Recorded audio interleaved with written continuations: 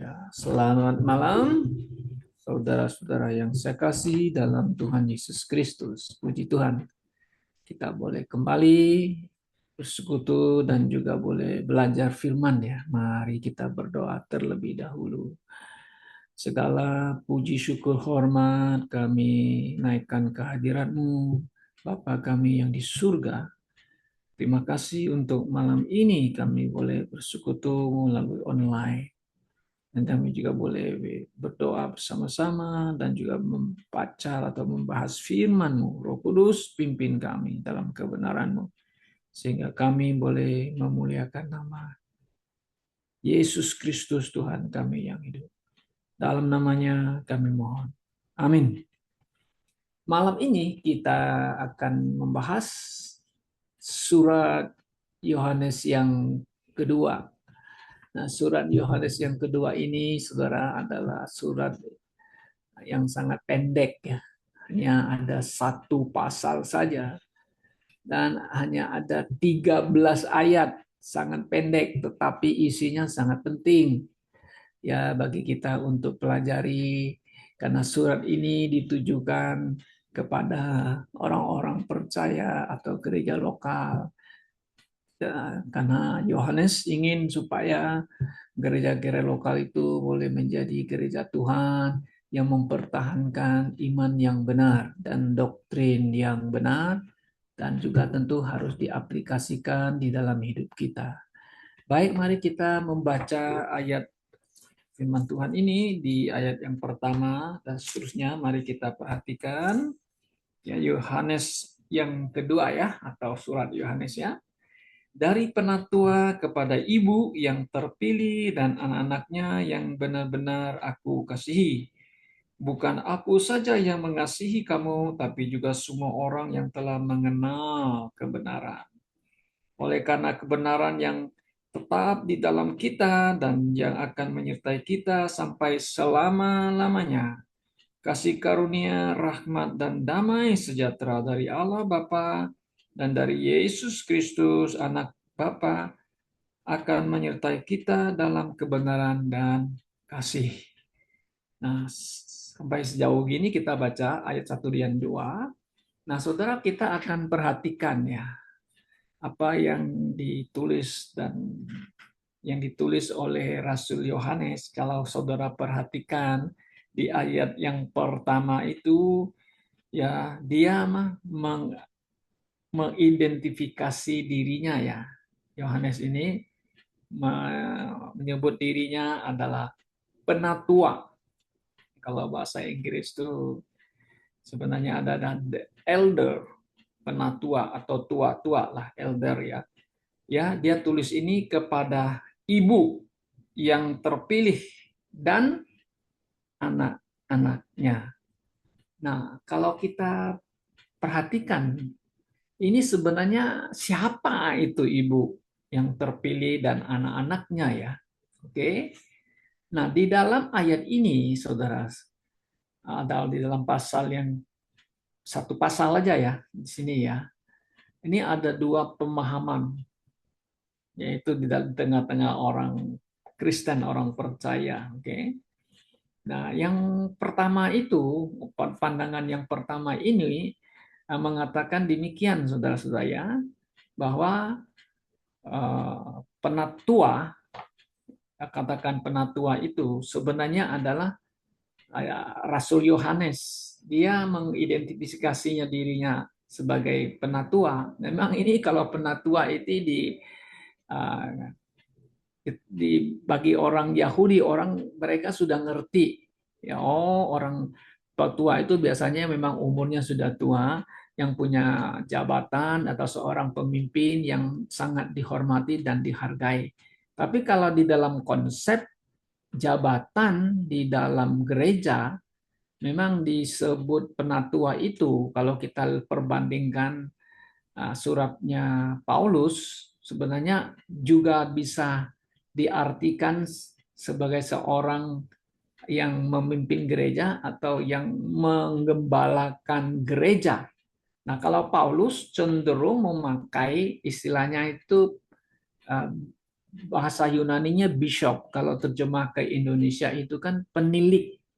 Kalau siapa yang mau terpanggil untuk menjadi penilik gereja, nah penilik itu juga bisa diartikan dalam bahasa Yunani itu kan bishop, bishop terjemahkan ke pastor atau gembala. Jadi siapa yang mau jadi pemimpin gereja atau gembala itu ya, nah itu ada syaratnya sangat ketat, harus seorang memiliki seorang istri ya, seorang yang baik, moral baik, ya, yang penuh dengan tentu Roh Kudus dan sebagainya. Oke. Nah, kata penatua ini dan juga kalau masih dipakai di gereja masa kini, seperti gereja Protestan masih memakai kata penatua. Ya, tapi di antara gereja pakai penatua itu biasanya itu adalah mereka yang rule, orang memimpin gereja, tapi dipimpin oleh satu orang yang disebut dengan pastor. Nah, itu sistem gerejanya yang ada di gereja-gereja denominasi yang lain ini. Maka ada penatua, ada juga yang pastor yang memimpin penatua. Itu biasanya itu gereja Presbyterian. Nah, Presbyterian. Nah, Protestan, Presbyterian biasanya mereka itu gereja Calvinis. Oke. Nah, juga sebagian gereja Injili masih ada memakai katanya penatua karena orang yang sudah tua di situ, yang sudah lama menjadi jemaat di situ, biasanya dia punya teladan yang baik, bisa mengajar dan sebagainya, mereka angkat ya jadi penatua gitu. Oke. Nah, kalau kita sebagai gereja baptis jarang pakai istilahnya elder atau penatua atau presbyter ya, tapi kita lebih condong memakai istilahnya pakai yang seperti apa yang Paulus katakan itu jabatan gereja itu pastor atau gembala. Nah, gembala juga ada jabatan yang lain itu yang dibantu gembala itu ada diaken. Nah, kalau di Indonesia itu biasanya kan katanya majelis. Nah, itu diaken. Oke. Ada juga jabatan lain itu guru dan evangelis itu yang masih ada di dalam satu gereja, di dalam satu gereja lokal gitu ya. Oke, itu sedikit pemahaman kita, oke. Nah, kemudian kita lihat pandangan yang kedua itu tentang kepada ibu. Nah, itu ibu itu siapa yang terpilih dan anak-anaknya. Jadi yang pertama yang memahami itu kata ibu itu adalah kelompok orang-orang yang menganut faham adalah ini menunjukkan kepada gereja lokal. Nah, kata ibu itu adalah gereja lokal. Ibu dan jemaatnya atau gereja lokal ya. Itu ya. Nah, ini pandangan yang pertama. Oke. Nah, kenapa demikian? Nah, karena tentu ini kan surat untuk kepada gereja. Maka disebut gereja lokal. Dan juga pandangan yang kedua itu secara literally mereka mengatakan, nah ini memang ibu katanya, ibu yang punya anak, mereka yang percaya anak-anaknya itu baik dan mentaati firman Tuhan atau hidup dalam kebenaran katanya, gitu kan? Lalu mereka mengatakan juga apa nama pembenangannya. Coba kalau kita lihat lagi di ayat yang ke mana ini, ayat tadi ayat 1. Coba kita lihat di ayat yang ke-13 ya, terakhir itu ya, ada mengatakan begini, salam kepada kamu dari anak-anak saudaramu yang terpilih. Nah, jadi dia ada saudarinya atau saudari dari ibu ini.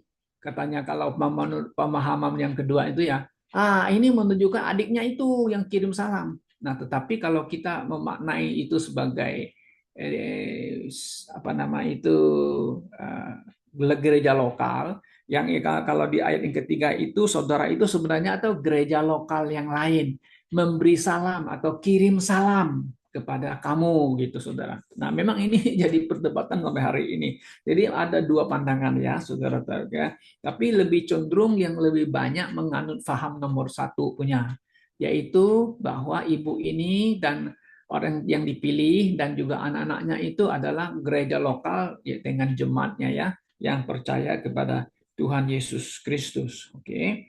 Nah sekarang apa yang bisa kita pelajari di dalam pasal yang kelima ini? Nah, itu yang penting yang ingin kita tahu. Oke. Nah, yang pertama, saudara, dari pasal yang kelima.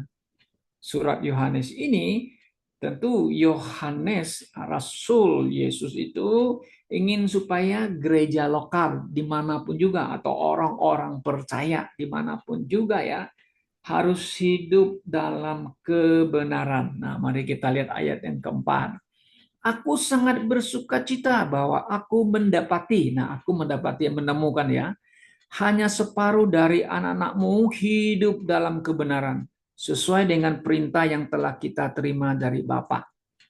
Nah, ini ada kecenderungan dari pandangan apa yang dikatakan oleh Yohanes itu dalam satu gereja lokal ya. Katanya ada hanya separuh saja katanya. Jemaatnya itu hidup dalam kebenaran loh saudara. Ya, kan? Dalam kebenaran itu bisa terjadi nggak? Bisa. Kalau kita aplikasikan dalam zaman sekarang, zaman yang banyak sekali ajaran-ajaran yang menyimpang yang telah menyusup ke dalam gereja lokal. Wah, saudara, mengerikan. Ya, ya. Nah, kalau kita gereja kecil, kita bisa tahu, kita bisa kenal jemaat saudara kita, apakah mereka hidup dalam kebenaran, ya, hidup dalam kebenaran. Oke. Nah, ayat kelima, dan sekarang aku minta kepadamu, ibu, nah, katanya, ibu, bukan seolah-olah aku menulis perintah baru padamu, tapi menurut perintah sudah ada pada kita dari mulanya, pada kita ya. Nah, itu menunjukkan kita ini orang orang percaya, supaya kita saling mengasihi. Jadi hidup dalam kebenaran tentu adalah juga hidup di dalam mentaati perintah Tuhan dan saling mengasihi. Nah, ini yang Yohanes ingin tekankan ya, saudara ya. Oke. Yang kedua itu adalah saling mengasihi. Nah, kalau kita berbicara tentang kasih ya, saudara, ya tentu ini sangat luas sekali ya. Nah, bagaimanakah kita bisa tahu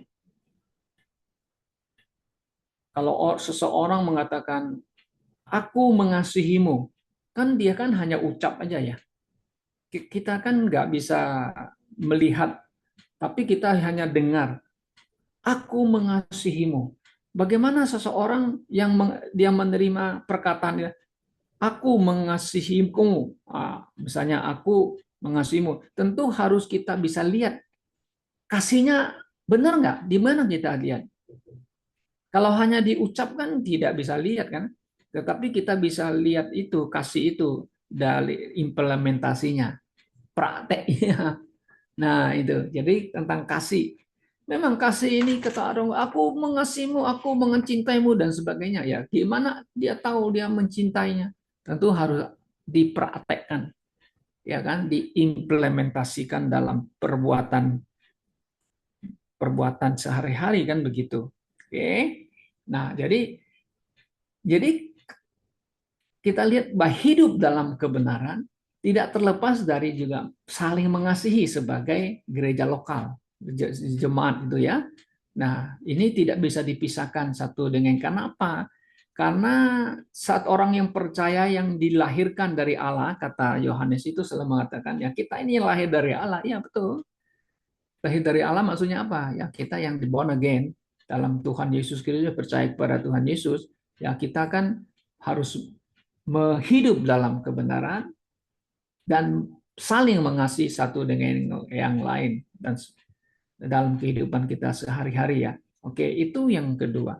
Kemudian yang ketiga, nah ini yang Yohanes ingin tekankan di suratnya itu ya, sebagai gereja lokal harus selalu waspada terhadap ajaran-ajaran palsu atau guru-guru palsu kan begitu. Mari kita lihat di ayat yang ketujuh. Sebab banyak penyesat telah muncul dan pergi ke seluruh dunia yang tidak mengaku bahwa Yesus Kristus telah datang sebagai manusia. Itu adalah si penyesat dan antikristus. Nah, ini kan sudah kita bahas di surat Yohanes pasal yang pertama ya sudah ya. Saudara masih ingat kan ya? Muncul antikristus atau roh-roh antikristus yang muncul ya. Pribadinya antikristus akan muncul, tetapi sekarang sudah menyusup tengah-tengah gereja yang disebut dengan antikristus, antikristus, plural.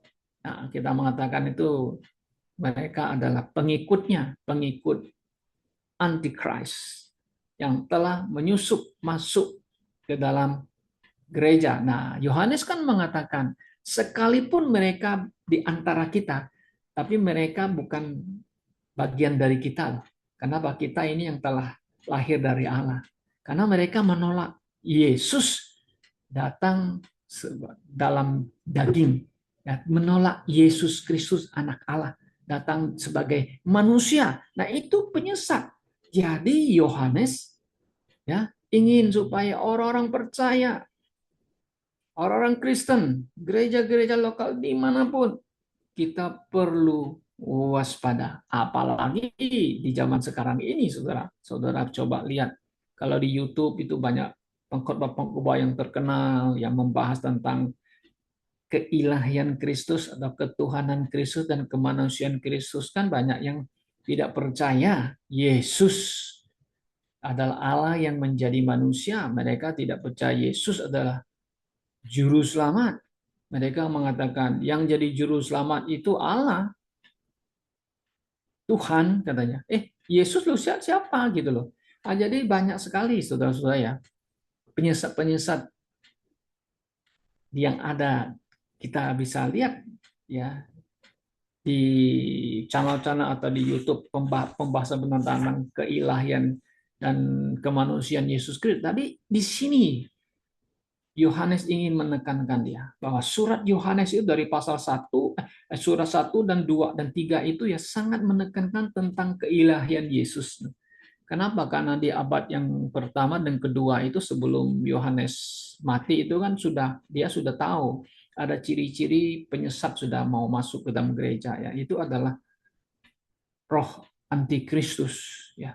Apakah itu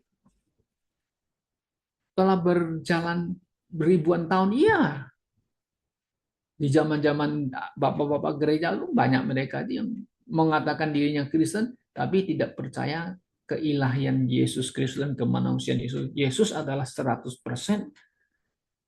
Allah dan 100% manusia. Ini adalah dasar daripada iman orang Kristen yang gereja ya, itu saudara. Oke, kemudian yang keempat, saudara-saudara ya.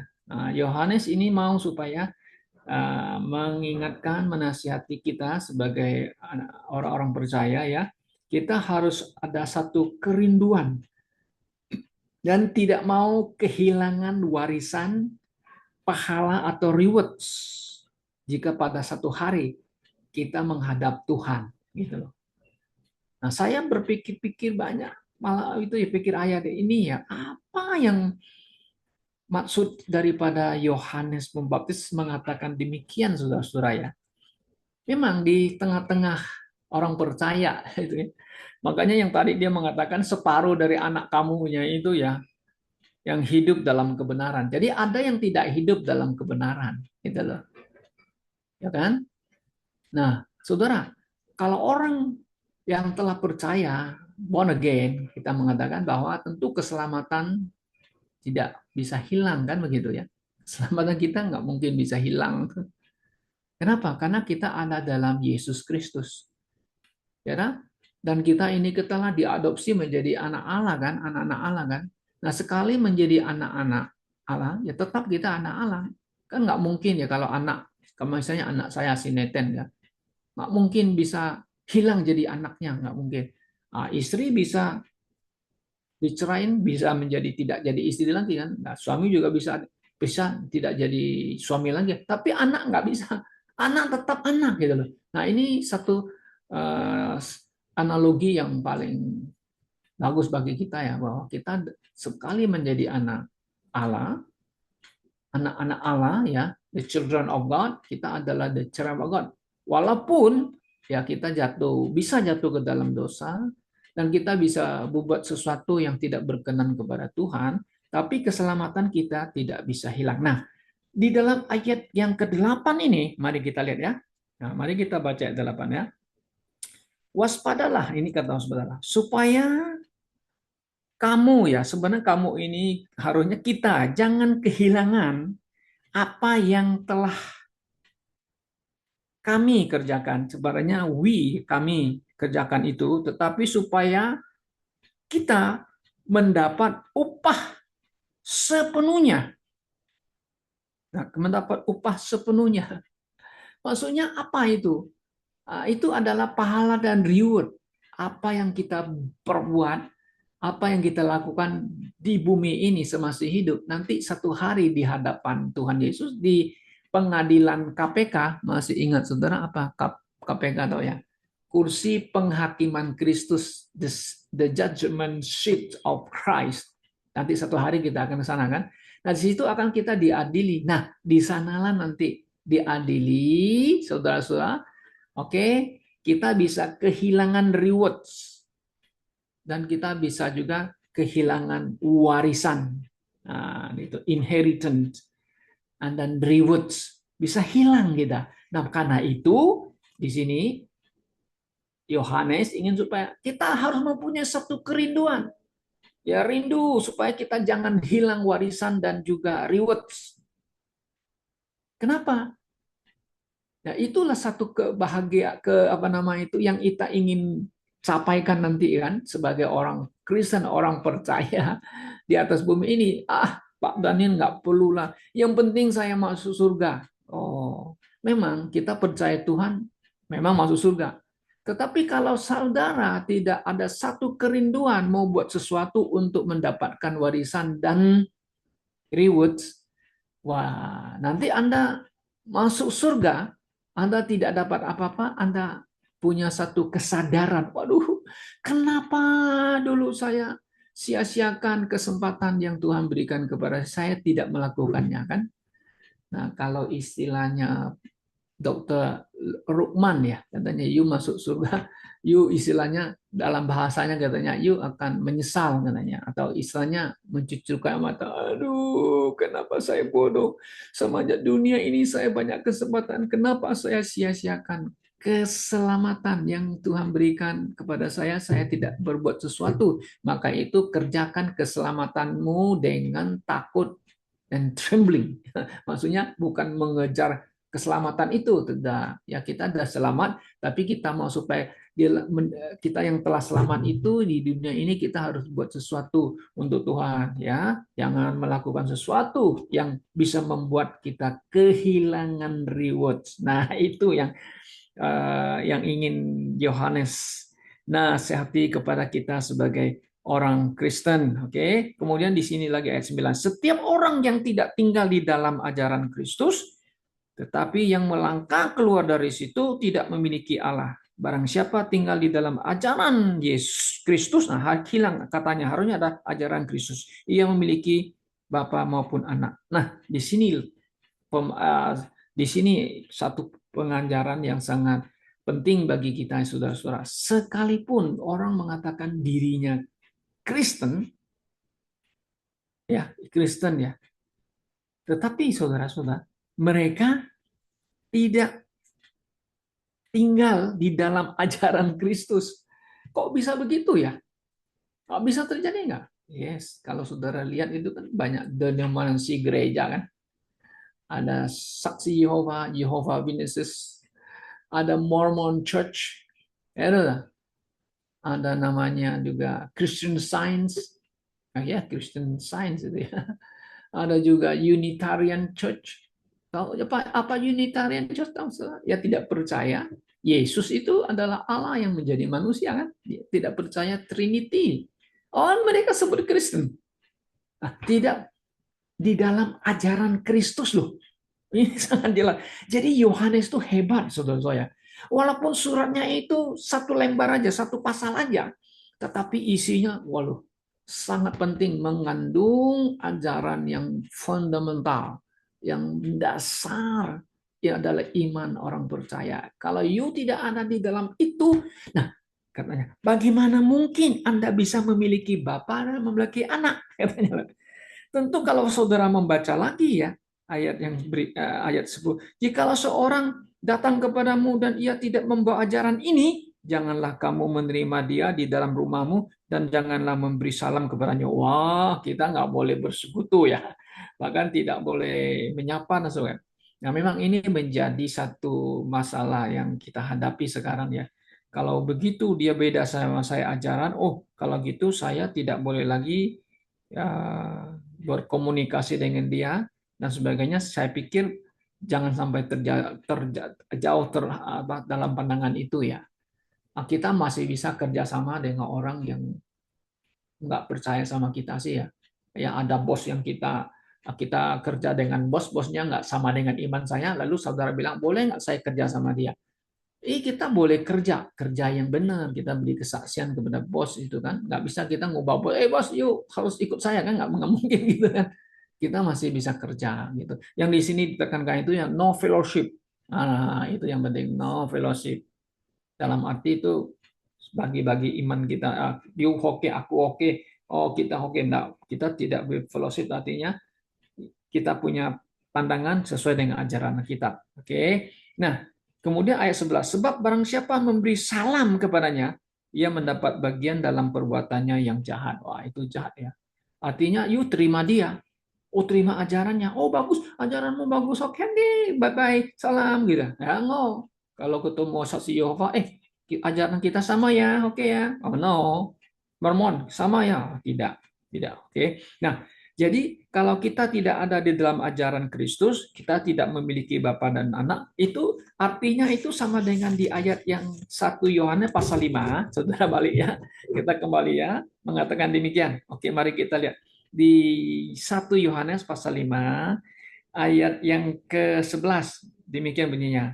Dan inilah kesaksian itu, Allah telah mengaruniakan hidup yang kekal kepada kita, dan hidup itu ada di dalam siapa? Yesus Kristus, anaknya. Oke. Nah, barang siapa memiliki anak, memiliki Yesus, ia memiliki hidup. Barang siapa tidak memiliki anak, ia tidak memiliki hidup. Oh, kan jelas, saudara. Jadi orang yang tidak percaya Trinity ya saudara-saudara, sangat bahaya. Di sini juga ada pasal 5 kan. Kalau saudara lihat baca ayat yang ke-6 ya, itu ada kesaksian di surga itu, ya ada Bapa, ada Firman, ada Roh Kudus, juga di bumi ada juga kesaksian ya, yaitu roh, air dan darah. Dan ketiganya adalah satu gitu loh. Nah, satu kesatuan, tapi tiga pribadi gitu loh. Ini nggak bisa diterima oleh Unitarian Church. Mereka Kristen nggak masih sebut Kristen, tapi mereka tidak ada di dalam ajaran Kristus. Nah, gitu. Oke.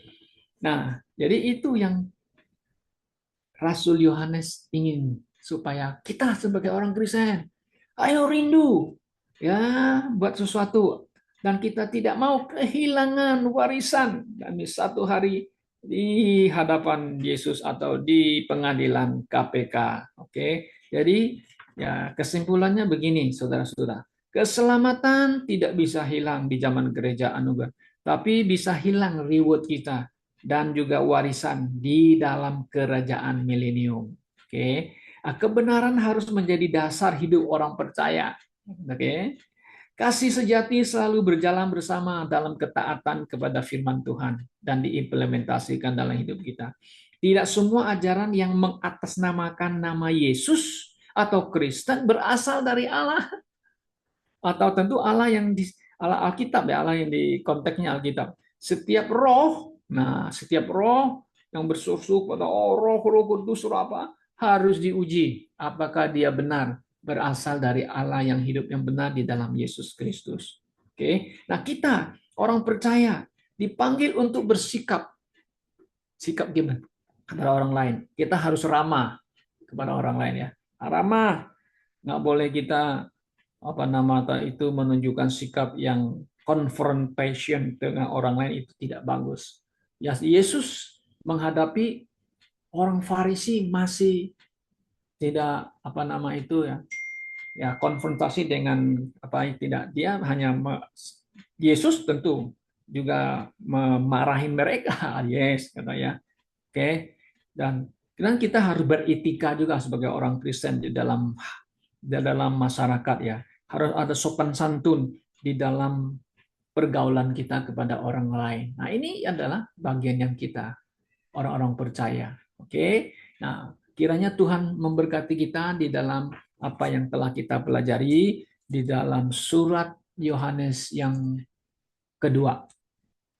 Nah, Rabu yang akan datang kita akan membahas surat Yohanes yang ketiga. Nah, jadi dia ada 1, 2, 3. Nah, semua ini pendek-pendek, tetapi isinya sangat penting bagi kita, saudara ya, sebagai orang-orang yang percaya di akhir zaman ini. Tuhan memberkati kita.